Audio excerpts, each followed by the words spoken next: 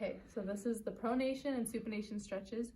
We have pronation like this, supination like this. The way to remember that is when it's supinated, it's like a bowl of soup, and you just hold it for 10 seconds, 10 times each direction. All right, this is the flexion and extension stretch for the wrist. And so you can use your other hand to do extension like this with the fingers open and also fingers curled, just to get different stretch in the wrist and forearm. And then you also have flexion going down, and you can use your hand to deepen the stretch. And you can also do fingers open and closed for this stretch as well. This stretch is radial and ulnar deviation. So you'll push down like this for ulnar deviation, pushing down towards the pinky, and then you'll push up for radial deviation, pushing up towards the thumb. All right, this stretch is called elbow extension and flexion. And a lot of times with this, the patient will have limited range of motion, so they'll feel the stretch as they're extending. They might not be able to strain it all the way. They can put a weight in their hand and just kind of hold it and let it stretch out, get a little bit more extension, or they can hold it themselves just to get the stretch. So this is extension, and then flexion, just bending the elbow and holding it. All right, this exercise is wrist flexion and extension. They can do it with a weight. So you have flexion, just curling like this, and then extension, curling like that. Or they can do it with the band, just wrapped around their hand, and then same directions, just pulling up like this. All right, this is wrist extension and flexion isometric. So what you'll have the patient do is put this band around their hand, and they're just gonna hold it like this for 10 seconds, 10 times, doing extension and flexion like this. And then you can also do eccentric with the band, where you don't have any resistance and they go up, and then slowly let it down. This would be extension, eccentric. And then same thing with flexion, eccentric. No resistance, they bring it up, you add resistance, and then slowly go down for flexion. And this is how you would do the eccentric ones with the weight. So they use their other hand to help it come up for extension, and then slowly go down. And then for flexion, you have the other hand help them bring it up, and then slowly go down. This is radial and ulnar deviation with a weight.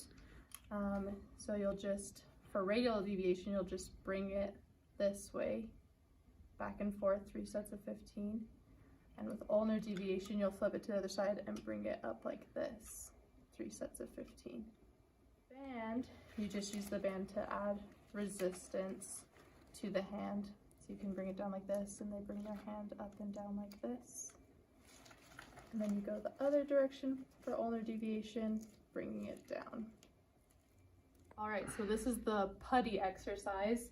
So you'll get some of the Play-Doh that we have in the supply drawers, and you'll just get a piece about this big. You might have to warm it up for the patient just so that it is a little bit softer. And they'll just put the putty in their hands and just squeeze. All right, this is the rice exercise, and we keep this container of rice and the bucket behind the PT's desk on the top shelf. So what you'll do is you'll take the rice and you'll dump it in here so that it doesn't get everywhere. Then the patient will put their hand in, and there's 2 ways to do it. The first way is squeezing. So they just kind of squeeze the rice between their fingers. Then the second way is splaying. So they'll start with the fingers together and then splay out like this. Let me get rice off my hand. Okay. Go ahead. And then when you're done, you just dump this back into the container and put it all away. All right, this is the TheraBar, and you can do all the different directions with it. So you can do flexion and extension like this. And you can also do radial and ulnar deviations like this. All right, this is the gripper. And the exercise that we have the patients do with it is they just grip it like this and do 3 sets of 15. And then to adjust the level here, based on what the patient needs, you'll squeeze together and pull this pin out So then it releases and you can move these to the different levels depending on what the patient needs. All right, this is the handheld dynamometer, and what it does is it measures grip strength. So usually the therapist will use it with the patient on their first visit or for follow-up visits if they're trying to assess if anything's changed. So usually the patient will hold it in their hand like this, right at their side, and they're just gripping as hard as they can while it measures. Normally they'll face the dynamometer towards the therapist so they can read it as they're squeezing. And then if you ever need to reset it, you just turn this knob in the center back down to 0. This is the pronation supination bar. And what the patient's gonna do is rest their arm on an armrest or table, and then they just go back and forth between pronation and supination like this. You can also add a weight to make it harder. So you just push this up so you can slide the top one off. You add a weight, usually we'll put about 1 pound to 2 pounds on there. And then the same thing, just going back and forth between pronation and supination.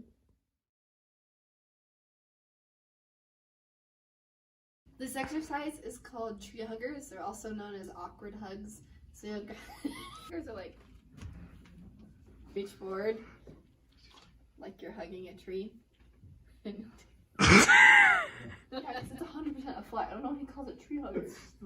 It's just a fly. Exercise is called tree huggers or awkward hugs, but it's basically just a fly. So you have the bands behind you and you make a circle. Supination stretch.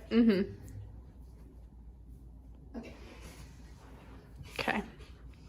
This exercise is, I don't know the brand. This exercise is called the pronation stretch. This is the pronation and supination stretch. For pronation, okay, this is